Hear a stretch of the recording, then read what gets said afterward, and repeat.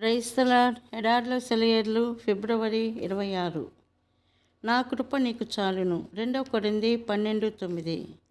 ఒకరోజు కష్టపడి పనిచేసి తిరిగి వెళ్తున్నాను.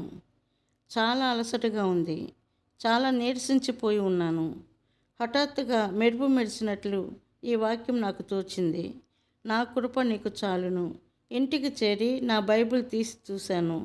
నా కృప నీకు చాలును. నిజమే ప్రభు. ఒక్కసారి ఆనందంతో గట్టిగా నవ్వు వచ్చింది. అబ్రహాము ఎందుకు నవ్వుకుంటూ ఉండేవాడో అప్పుడు అర్థమైంది. అపనమ్మకం అనేది ఉందని కూడా నమ్మశక్యం కాలేదు.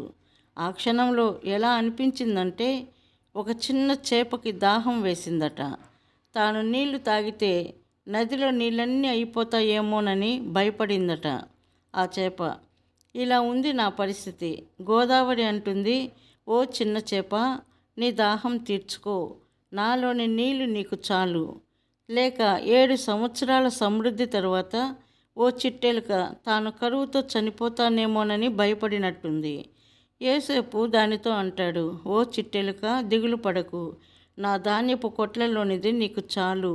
ఇంకా ఆలోచిస్తే ఒక మనిషి పర్వతం మీద నిలబడి అనుకుంటున్నాడు, ప్రతిసారి నేను ఇంత గాలి పీల్చుకుంటున్నాను, వాతావరణంలోని ఆక్సిజన్ అంతా అయిపోతుందేమో. అయితే భూమి అంటుంది, ఓ మనిషి, నీ ఇష్టం వచ్చినంత గాలితో నీ ఊపిరితిత్తుల్ని నింపుకో. నా చుట్టూ ఆవరించి ఉన్న వాతావరణం నీకు సరిపోతుంది. ఓ నా సోదరులారా, నమ్మకం ఉంచండి. కొంచెంపాటి విశ్వాసం మీ హృదయాలను పరలోకానికి తీసుకువెళ్తుంది. గొప్ప విశ్వాసమైతే పరలోకాన్నే మీ హృదయాల్లోకి తీసుకువస్తుంది. ఘనకార్యాలు చేయించే గొప్ప కృప దేవునిది. హృదయాన్ని ముంచెత్తే కెరటాలు, ఊపిరాడనీయని పెనుగాలులు, అలవిగాని విపరీతాలు కూడి వచ్చినా దేవుని కృప చాలు. చిన్న పనుల్ని చేసి పెట్టే గొప్ప కృప దేవునిది. చిరాకు పెట్టే చిన్న చిన్న దిగుళ్ళు, జోరీగల హోరు పెట్టే శోధనలు, మనశ్శాంతిని పాడు చేసే ముళ్ళు అన్నింటినీ కుదురుస్తాయి ఆయన కృప పరవళ్ళు. పరలోకపు బొక్కసంలో మన పేరున చాలా మొత్తం ఉంది.